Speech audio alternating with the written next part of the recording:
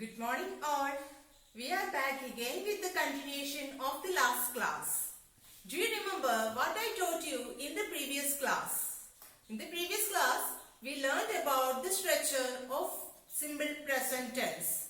From the last class, we understood that the structure of simple present tense is subject plus V1 plus complement. Second point, if the subject is singular, we use S or ES to the base form of the verb.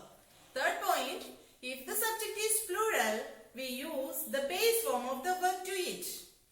Okay, now let's continue our class. The uses of simple present tense. The simple present tense is used to talk about a habitual action. Look at the sentence. I drink tea every morning. What does this sentence mean? When I say I drink tea every morning, you know I do the action regularly. You know I drink tea on Sunday, Monday, Tuesday, and so on.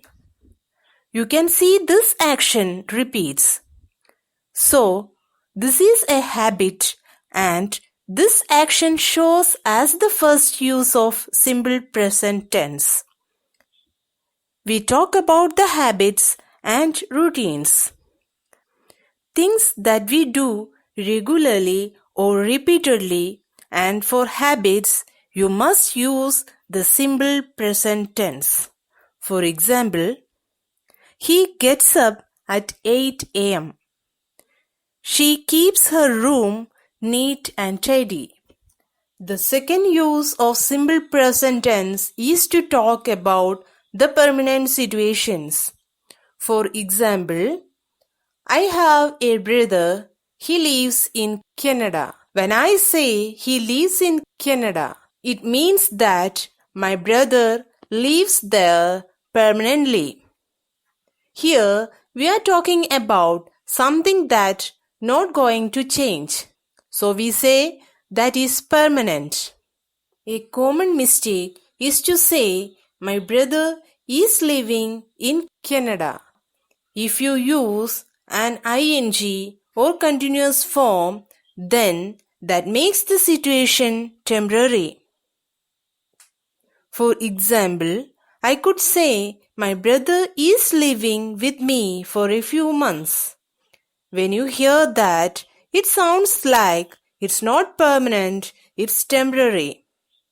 When you want to talk about permanent situations, remember to always use the simple present tense, not the present continuous tense. For example, Mina speaks Spanish. Let's move on to the third use of simple present tense, that is about the facts or general truths. For example, honey is sweet. The sun rises in the east. The capital of India is Delhi. Water boils at 100 degrees Celsius. Birds fly. Air contains oxygen. These are all true statements. Remember, when we spoke about permanent situations like my brother lives in Canada, I said those situations are not going to change. In fact, these are the really permanent situations because they have always been true and they are not going to change. The only difference is these are not personal situations. They talk about the world. Here, we don't use continuous, only use the simple present tense. We can also use the simple present tense for short actions that are happening now. The actions are so short that they are finished almost as soon as you have said the sentence. This is often used with sports commentary. For example, he takes the ball, he runs down the wing and he scores.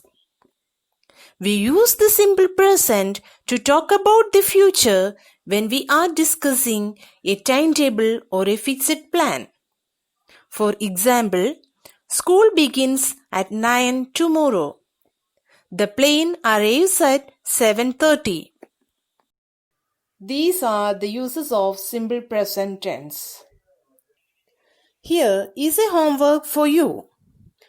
First one is, you have to fill it with s, es or ies to the verbs. Second one is to complete the sentence with the correct form of the verb. Thank you. Have a nice day.